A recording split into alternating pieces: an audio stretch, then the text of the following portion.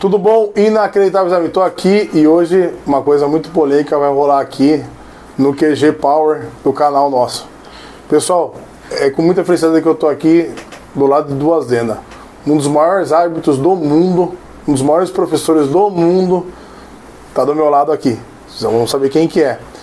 E de contrapartida também, um dos maiores preparadores físicos do Brasil e, na minha opinião, do mundo. Porque a gente conversa muito e a gente sabe do que a gente está falando. A gente vai trazer do contexto do bodybuilding, a gente vai falar tudo da musculação, que você com certeza deve ter muitas dúvidas. Aí tem um grilinho no seu ouvido aí, ó. Vamos ver o que a gente vai falar? Aguarda a vinheta e verás.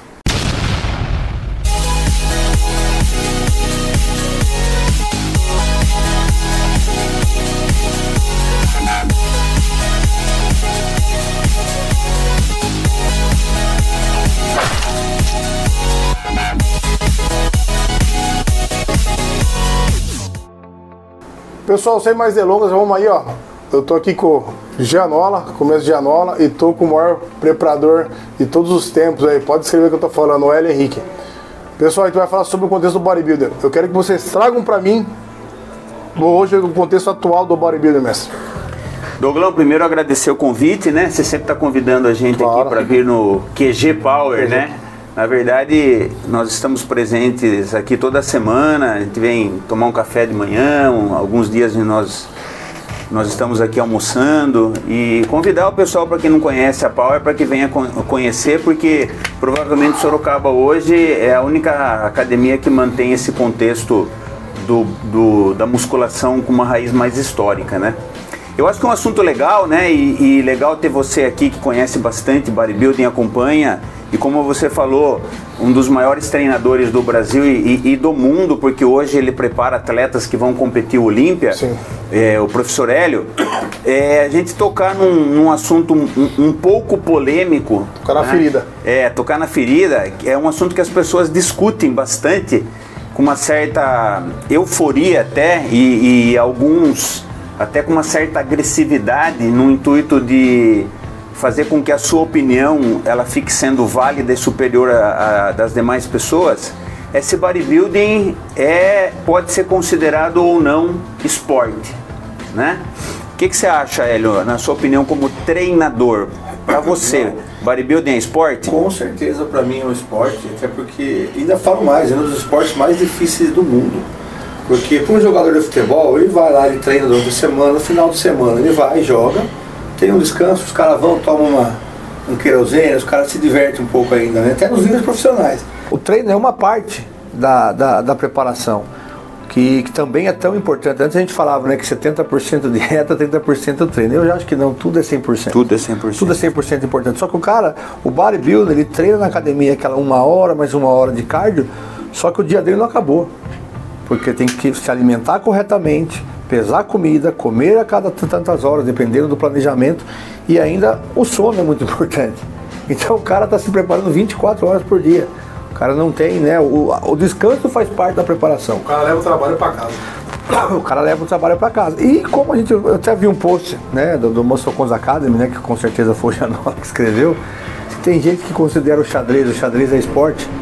Né? Então assim, por que não bodybuilding? Porque tem pessoas que eu acho mais estranho, que as pessoas que eu vejo assim, criticando o bodybuilder, você vai olhar os perfis, de vez em quando a gente tem tempo, né? A gente olha um pouco os perfis, são caras frustrados, que tentaram ser atleta, foram atletas medíocres e ficaram com raiva do bodybuilder. Eu poderia ter sido um desses, mas né, porque eu tentei ser atleta, fui um atleta medíocre, mas eu amo o esporte, independente de eu estar em cima do palco ou não, fui estudar e ser treinador. Então a maioria que critica e o pior, vive do esporte, né? São profissionais da educação física, né? Mas querem descredibilizar o bodybuilding. Então eu acho até triste isso.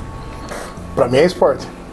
Por que é um esporte? Foi que nem o Hélio falou. E você já imaginou que o cara leva tudo pra casa, tudo é um home office. O cara tá o dia inteiro trabalhando em prol do esporte. Pra mim, na minha opinião, por tudo que eu vejo de esporte, que nem o Hélio, né, indagou até do pessoal do futebol, que o cara se comer um pão francês com margarina, ele vai jogar. Se ele tomar uma tubaína, ele vai jogar. Então, quer dizer, que ele falou do querosene, ou seja, o cara pode beber umas birita, até usar alguma coisa recreativa, e ele vai jogar. Agora, a musculação de competição, vocês podem ter certeza que, olha, para você entrar em alto nível, você tem que fazer mais que 100%, na minha opinião. Uma coisa que eu acompanho muitos trabalhos velhos também, vocês. Você vê que o cara vem fazendo tudo bonitinho, mas se ele pecar naquela semana que os pessoal falam que é peak week, ele acabou com o trabalho dele de 4, 5, até 6 meses. Outra coisa que eu preciso falar é que eu já vi algumas pessoas argumentando que o bodybuilding não é esporte, porque é um esporte que o cara vai lá posar e depende do resultado de árbitros. Tá, então se eu pergunto pra você, luta, MMA, boxe, vocês acham esporte? Todo mundo vai falar que sim. Quer dizer que só vai ser esporte se o cara nocautear. Se a decisão for pros árbitros, então não é esporte mais. Concorda ou não? Não é? Sim. Porque se falam que o bodybuilding não é esporte porque é um concurso que depende de pessoas te julgando. Mas a luta, ninguém discorda que é um esporte. Também. Então a luta só vai ser esporte se o cara ganhar por nocaute. Se não ganhar por nocaute, for pra mão da decisão dos árbitros, então já não é mais esporte. Então esse argumento pra mim é furado. Você acha que tudo isso aí, que o Hélio tá comentando, também não é por causa do uso do ergogênico, as coisas, mas que você ainda sabe que tem todos os esportes? Exatamente. Você acha que não é uma discriminação também com a gente? Pode ser, eu acredito que sim. Mas eu acho que o mais importante de ser discutido aqui é que algo ser considerado ou não esporte, isso depende de uma definição que veio teoricamente da cabeça de alguém, né? Então alguém em um determinado momento definiu quais são as regras para que algo possa ser considerado esporte, né? A gente precisa entender que algo para ser considerado ou não esporte vem de bases teóricas. E as bases teóricas eles surgiram do raciocínio de alguém. Então alguém teorizou que esporte tem que ser algo que tenha competição, que tenha objetivo, que tenha esforço físico. E aí, dependendo da definição que você vai utilizar para classificar algo como esporte, o bodybuilding pode ou não ser esporte. Mas aí, a pergunta que na minha cabeça fica é: classificar bodybuilding como esporte ou não esporte muda alguma coisa? O bodybuilding vai ficar diferente se ele for esporte? Ele vai se tornar uma coisa maior ou menor do que ele é, se a gente dizer que é ou não esporte? Então eu acho que e não muda nada, entendeu? Eu tenho uma opinião que é a seguinte, né? Realmente não muda nada se meia dúzia aí de, às vezes, algumas pessoas frustradas com o bodybuilder falar que não é esporte, não muda nada, não vai mudar nada. Assim como não mudou e até melhorou, porque quando houve um racha das IFBB, foi porque a parte que cuidava do amador queria menos profissionais, né, e enquadrar mais o esporte como esporte olímpico para entrar nas Olimpíadas, né? E tanto é que depois que teve esse quebra, que não aceitaram, né, daí virou a IFBB, né, hoje é a Pro League, né, que é a mais importante do mundo, e a IFBB Elite Pro. Com certeza, depois disso, dando mais oportunidade para mais atletas se tornarem profissionais, mais atletas estarem na Olímpia, o esporte cresceu muito mais. Tá certo que tem gente que reclama, mas é muito cartão profissional, estão distribuindo Pro, tá fácil ir pro Olímpia. Então vai, tenta. Exatamente. Vai ver se tá fácil. Mas para mim, como treinador, como professor de educação física, nutricionista, melhorou muito. Melhorou assim 200% depois que os brasileiros tiveram mais oportunidades de se tornar profissionais. Então assim, essa parte, quando quiseram realmente oficializar o bodybuilding como esporte, tornando olímpico, não deu nada. Eu acho que aí até ia prejudicar. Então, igual você falou, não vai mudar nada, não muda nada. E que as pessoas, às vezes, o esporte quando envolve julgamento de humanos, né, às vezes tem muita polêmica, né? O próprio futebol, o cara depende de fazer gol, mas tem um humano julgando, dá polêmica. E o campeonato de bodybuilding é sempre isso, cara. Você tem quantas categorias hoje? 8? Não lembro de cada. Tem o bodybuilding, tem o classic. Não, vamos somar. Tem 8, cada uma tem 4. Vamos dizer que tem aí 44 categorias. Tô chutando, tá? Não vem me encher o saco depois, tô chutando. Só para ter uma base. Digamos que teve num campeonato, teve 44 categorias, entre A, B, C, D, idade e tal. E teve ali, vamos ver, 500 atletas. Né? Então ali, vamos por 40 para ficar mais fácil a conta. Teve 40 categorias, certo? E 500 atletas. Concorda? 40 vão sair felizes. 460, a maioria vão sair falando mal. Vão ficar frustrados e falando mal da arbitragem. Não dá para agradar todo mundo. Não dá para agradar todo mundo. Esses que ficam frustrados, que ficam querendo depreciar o bodybuilding. Mas também não são todos, porque tem gente que sabe, que tem gente que é inteligente, que estuda e vê critério, sabe que realmente perdeu porque o outro estava melhor. Mas tem gente que muitos ali vão sair criticados. Por isso que é difícil você ser uma promotora de eventos, você ser árbitro, porque às vezes muitos vão sair frustrados e achando que você foi injusto com eles. E aí esses que vão lá e começam a depreciar e Jesus agredou todos? Exatamente, a falar mal do esporte. E você sabe, Hélio, que essa questão de classificar ou não o bodybuilding como esporte, isso já é discutido há mais de 50 anos, né? E ao longo desses 50 anos não se conseguiu chegar num consenso. E essa discussão ela volta a se acender a partir do momento que a gente, você é um dos autores desse livro, eu também, nós lançamos o livro no qual nós demos o nome de O Esporte Bodybuilding. Então pessoas que não leram o livro e a ideia do livro era esclarecer para todos aqueles que querem competir em bodybuilding, que querem ser treinadores, aqueles que são entusiastas e querem aprender mais, é fazer com que as pessoas entendessem os critérios de julgamento, que muita gente fala que são subjetivos. Então eu acho que para você poder criticar e querer afirmar que bodybuilding não é um esporte, sim um concurso, você precisa estudar a fundo as regras, e muitas das pessoas que estão falando que bodybuilding não é esporte não leram o livro para poder entender que é um livro. Não querem ler também. Não querem ler. Porque já colocaram uma ideia na cabeça. Exatamente, elas já rotularam, né? E eu acho que a grande ideia é essa, sendo ou não sendo esporte, vai continuar existindo. E uma coisa interessante, né? Tem gente que diz que bodybuilding não é esporte, mas o bodybuilder é um atleta. Se o bodybuilder é um atleta, ele é um atleta de qual esporte?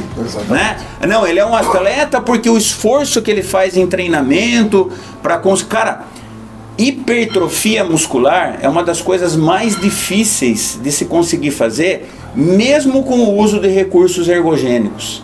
A gente sabe, né, que como o Douglas comentou, que talvez exista um preconceito com relação ao uso dos ergogênicos, mas não existe o uso dos ergogênicos só no bodybuilding.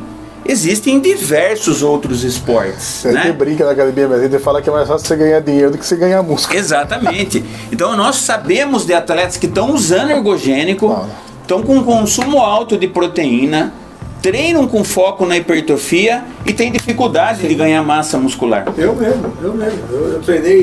Eu treinei a vida toda, usei recurso ergogênico a vida toda e nunca consegui ser um atleta bom.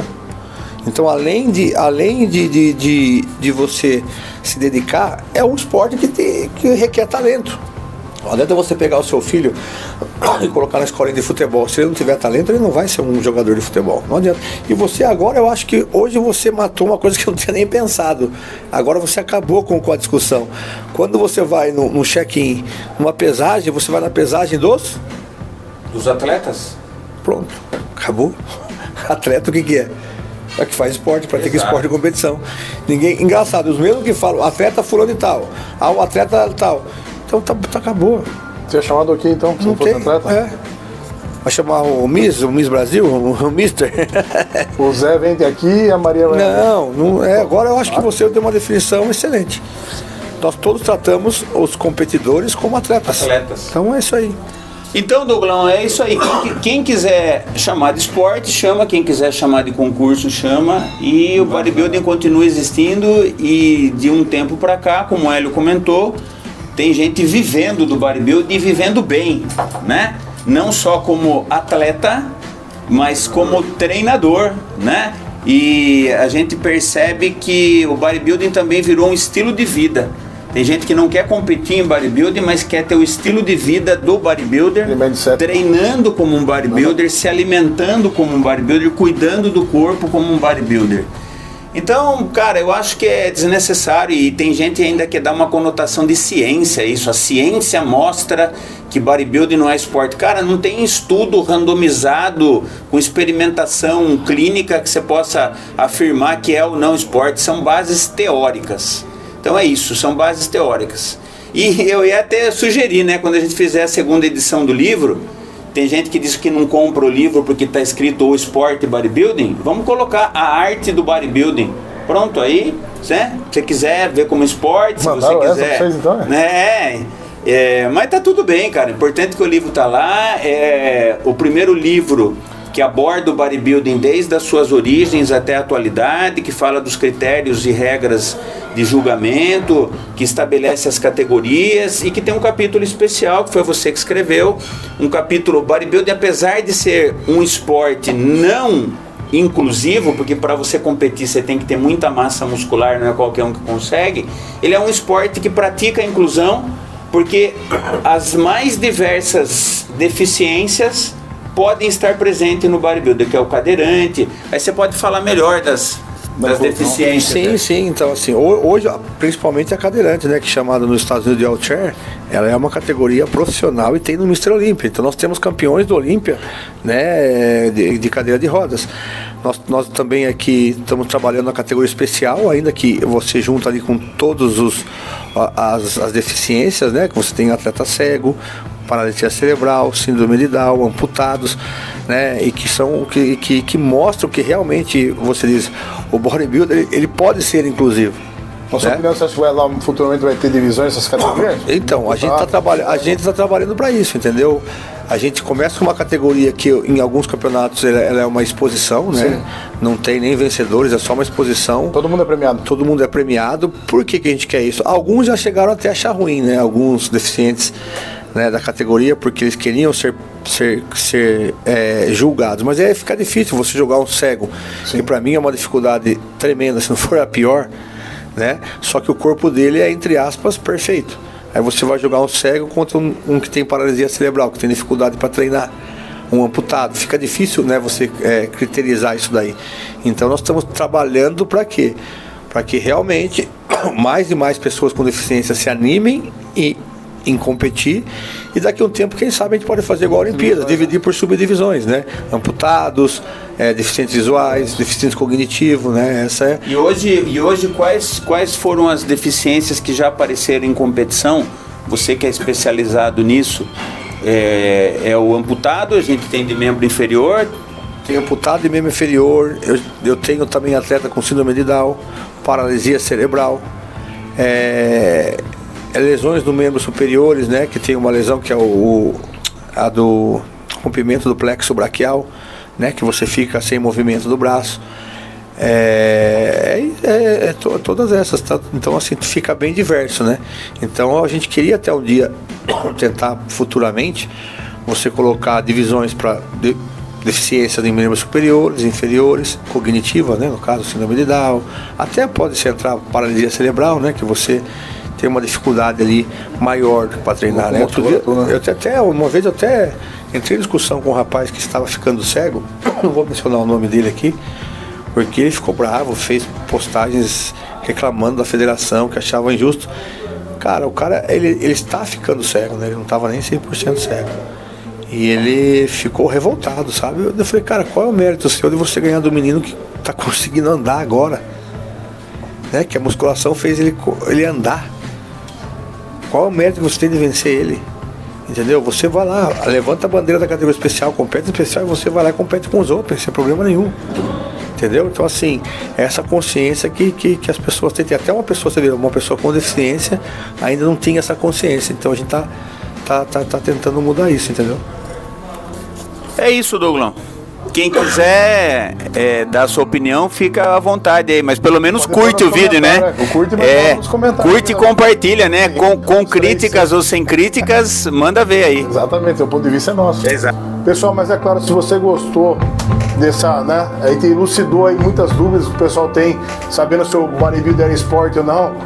Tire suas dúvidas aí, tire suas conclusões, coloque aqui nos comentários e nos acompanhe para a próxima. Fica com Deus. Manda um coraçãozinho para nós.